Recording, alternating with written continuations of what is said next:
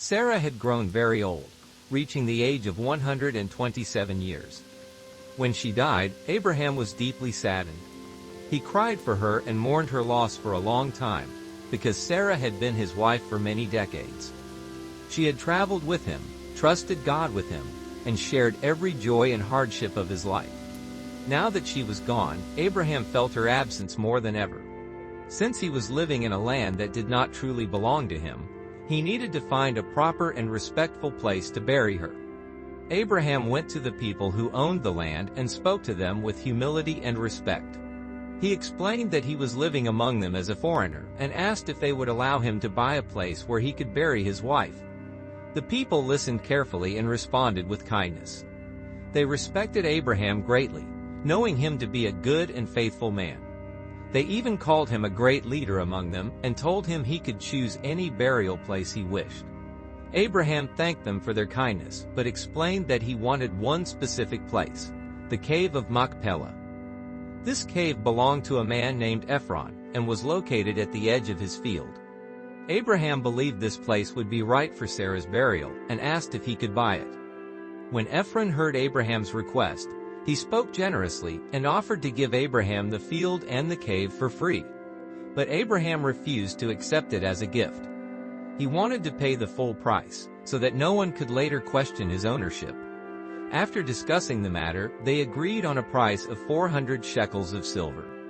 Abraham carefully weighed the silver and paid Ephron in front of witnesses, making the agreement official and clear. Once everything was settled, Sarah was buried in the cave. A large stone was rolled across the entrance to seal it. Abraham continued to grieve deeply for her. Each day felt heavier without her presence, and the silence left behind reminded him of how much she had meant to him, especially now that he was growing old. As time passed, Abraham turned his thoughts to his son Isaac. Isaac had grown into a young man, and Abraham knew it was time for him to marry and have children, so the family line could continue. This decision was very important to Abraham. He did not want Isaac to marry someone from the land where they lived, because the people there worshipped idols and did not follow God. Instead, Abraham wanted Isaac to marry a woman from his own family's homeland, where people still believed in and respected God. Abraham called his most trusted servant, the oldest and most loyal in his household, and gave him an important mission. He told him to travel back to his homeland and find a wife for Isaac from among his relatives. The servant felt worried and unsure.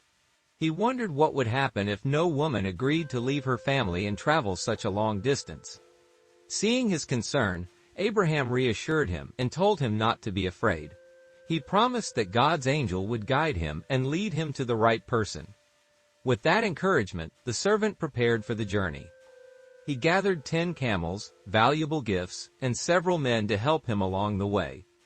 After traveling for many days across long roads, he finally reached Mesopotamia, near the city of Nahor. As evening came, he stopped near a well outside the city. This was the place where women usually came to collect water at the end of the day. As the women began arriving with their pitchers, the servant stood quietly and prayed in his heart. He asked God for a clear sign.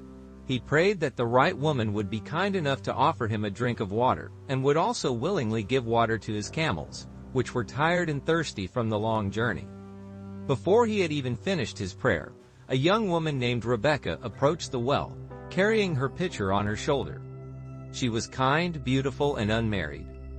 She also belonged to Abraham's family, as she was the daughter of Bethuel, Abraham's nephew. Without knowing it, she fit perfectly into everything Abraham had hoped for. The servant quickly stepped forward and politely asked her for a little water to drink. Rebekah kindly lowered her pitcher and gave him water. Then she noticed the tired camels nearby,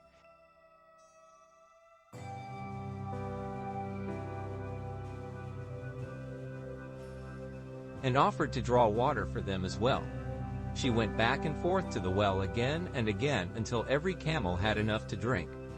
None of the other women showed such care or kindness. The servant watched her closely, amazed by her generosity, and began to understand that God had answered his prayer. When the camels were finished drinking, he gave Rebekah a gold earring and 2 bracelets as gifts. He then asked her who her family was, and whether there was room in her father's house for him and his men to stay for the night. Rebekah told him about her family and warmly welcomed them. She said there was plenty of room in her home and enough food for the camels as well. At that moment, the servant felt certain that God had guided every step of his journey, and that he had found the woman chosen to be Isaac's wife.